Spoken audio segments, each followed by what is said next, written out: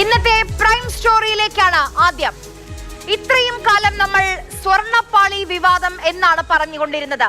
പക്ഷേ അത് വിവാദമല്ല, മോഷണം തന്നെയാണെന്ന് കോടതി പറഞ്ഞു.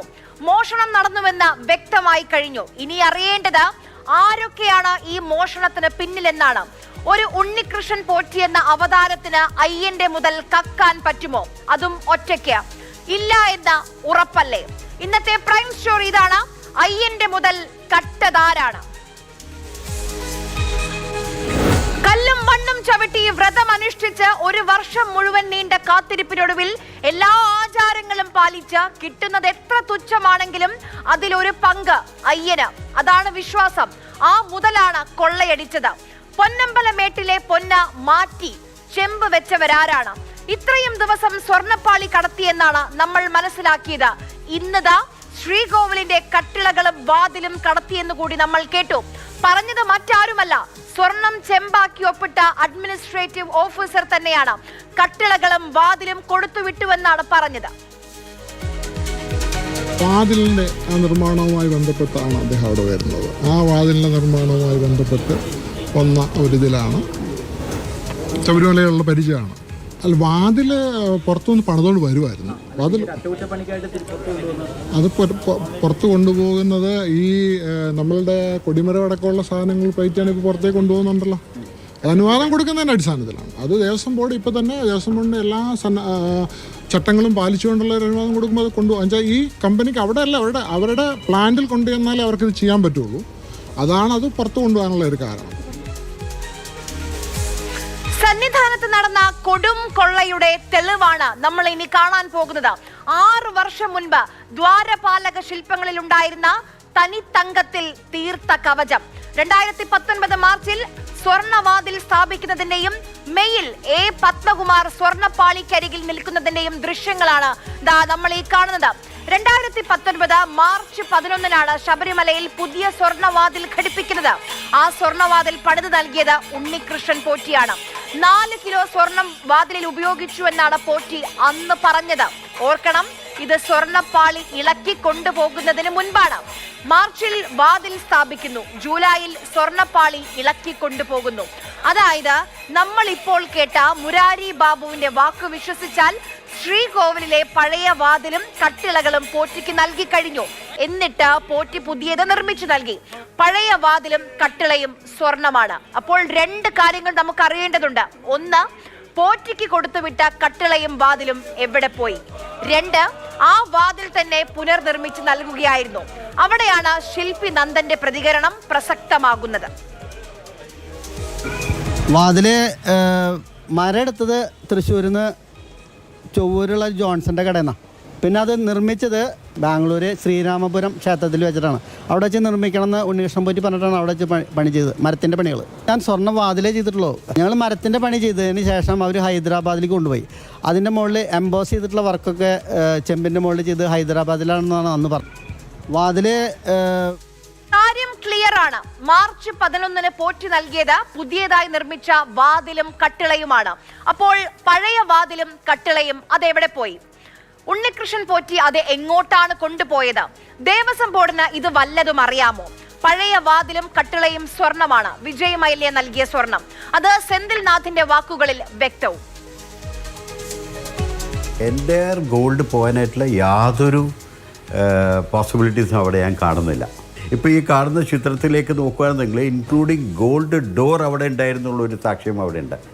അപ്പോൾ ആ ഗോൾഡ് ഡോർ ഇല്ലാണ്ടായത് എങ്ങനെയാണ്? ആ സമയത്ത് പൂശിയിട്ടില്ല എന്ന് പറയുന്നത് എങ്ങനെയാണ്? 100% ഷുവറാണ് എൻ്റെ അനുഭവത്തിൽ 30 ഇയേഴ്സിൽ കോപ്പർ ഷീറ്റ് മാത്രമായിട്ട് മാറാനുള്ള ഒരു സാധ്യതകളും അതിൻ്റെ അകത്തില്ല. അത് ആ ഗോൾഡ് എവിടെ പോയി എന്നുള്ളതിൻ്റെ ആൻസറബിൾ ആയിട്ട് മാറുന്നത് ബോർഡാണ്. സെന്തിൽനാഥ് വിജയ് മല്യയുടെ കമ്പനി നിയോഗിച്ച വ്യക്തിയാണ്. ഇത്രയും കേട്ടതിൽ നിന്ന് വ്യക്തമായ കാര്യങ്ങൾ ഇതാണ്. 1, ചെമ്പാണെന്ന് പറഞ്ഞ ദ്വാരപാലക ശില്പങ്ങളിലെ സ്വർണ്ണപ്പാളി മാത്രമല്ല, വാതിലും കട്ടിളയും കൊടുത്തുവിട്ടിട്ടുണ്ട് ദേവസ്വം ബോർഡ്. അതും അവതാരമെന്ന് ഇന്ന് പാർട്ടി നേതാക്കൾ വിളിക്കുന്ന ഉണ്ണികൃഷ്ണൻ പോറ്റിക്ക് തന്നെ.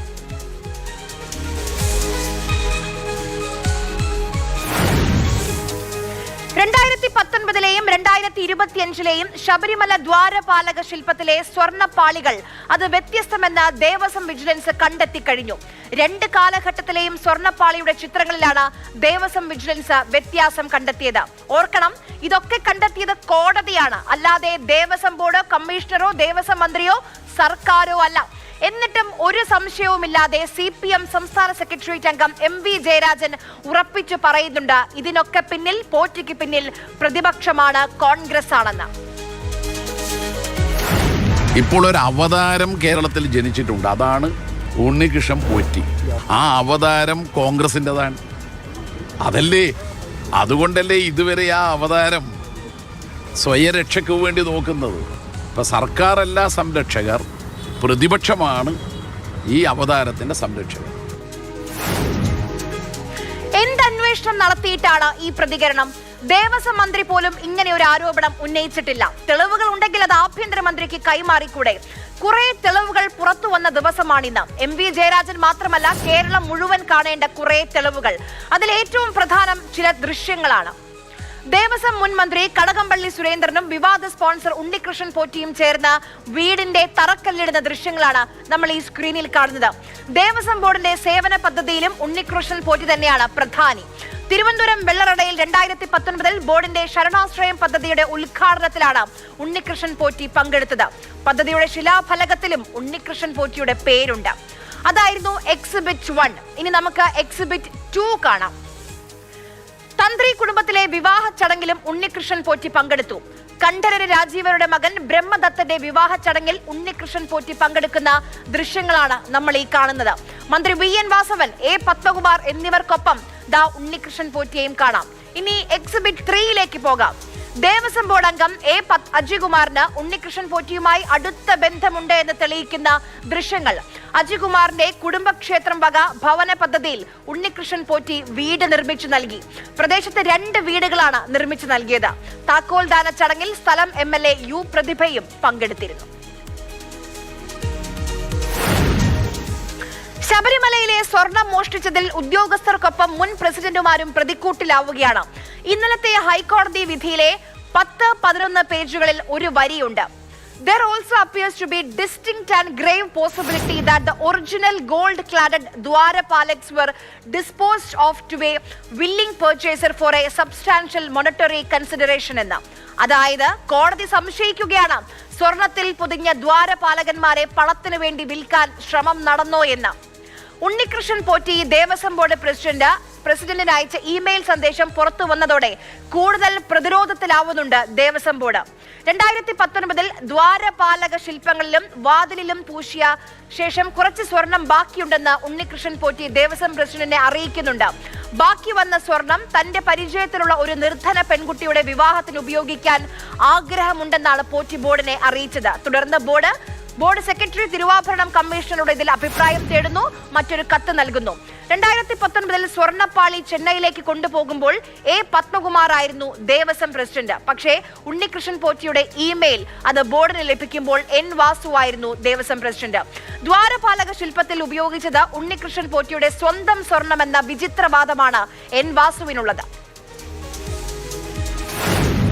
അപ്പോൾ ആ സ്വർണം ദേവസ്വത്തിന്റെ സ്വർണമായിട്ട് വന്നിട്ടുള്ള സ്വർണ്ണമല്ല. അന്ന് വിശേഷിച്ചു അങ്ങനെ ഒരു സംശയമോ അങ്ങനെ ഒരു ആരോപണമോ ഒന്നില്ല. അയാളുടെ സ്വന്തം സ്വർണം അയാൾ ഇന്ന ആവശ്യത്തിന് വിനിയോഗിക്കുന്നതിന് ദേവസ്വം ബോർഡിൻ്റെ കൂടി സഹകരണത്തോടുകൂടി ഉപയോഗിക്കുന്നതിന് ബോർഡിൻ്റെ അഭിപ്രായമാണ് ചോദിച്ചത്. അപ്പോൾ അത് ദേവസ്വം ബോർഡിൻ്റെ ഒരു വിഷയമല്ലാതെ അതിനെപ്പറ്റി വേറെ ഒരു അഭിപ്രായം ചോദിക്കുക മാത്രമാണ് ചെയ്തത്. സ്വർണ്ണപ്പാളി വിഷയത്തിൽ ഉത്തരവാദി തിരുവാഭരണം കമ്മീഷണർ എന്നാണ് മുൻ പ്രസിഡന്റ് A പത്മകുമാർ പറയുന്നത്. 1.5 കിലോ സ്വർണം അത് 50 പവനായി കുറഞ്ഞെങ്കിൽ അതിന് മറുപടി പറയേണ്ടത് തിരുവാഭരണ കമ്മീഷണറാണെന്നാണ് പത്മകുമാറിന്റെ പക്ഷം. ഞാനിപ്പോൾ 1.5 കിലോയുടെ കണക്ക് ദേവസ്വം ബോർഡ് പ്രസിഡന്റ് ആയിരുന്ന ഒരാൾക്ക് എങ്ങനെ പറയാൻ പറ്റും? ഇതൊക്കെ തിരുവാഭരണം കമ്മീഷനല്ലേ ഇതൊക്കെ നോക്കേണ്ടത്. ദേവസ്വം ബോർഡ് പ്രസിഡന്റ് കിലോ കണക്കിന് തൂക്കി നടക്കുകയല്ലോ. അതൊന്നും നോക്കാനുള്ള ഉത്തരവാദിത്തമല്ലല്ലോ. നമ്മൾ പൊതുഭരണം എന്നുള്ള രൂപത്തിൽ നയപരമായിട്ടുള്ള തീരുമാനങ്ങൾ എടുക്കുന്നു. ആ തീരുമാനങ്ങൾ നടപ്പിലാക്കാനുള്ള ഉത്തരവാദിത്തം ബന്ധപ്പെട്ട ഉദ്യോഗസ്ഥന്മാർക്കാണ്. തിരുവാഭരണം കമ്മീഷനെയൊക്കെ സംബന്ധിച്ച് തിരുവാഭരണം സൂക്ഷിക്കുന്ന കാര്യത്തിൽ, ദേവന് കിട്ടുന്ന സ്വത്ത് സംരക്ഷിക്കുന്ന കാര്യത്തിൽ വളരെ കൃത്യമായിട്ടുള്ള ഉത്തരവാദിത്വം ദേവസ്വം കമ്മീഷണർക്ക് ചുമതലപ്പെടുത്തിയിട്ടുണ്ട്. എന്തെങ്കിലും തലയിലിട്ട് ഒഴിയാനാണെങ്കിൽ ഇവർക്കൊക്കെ പിന്നെ എന്താണ് പണി?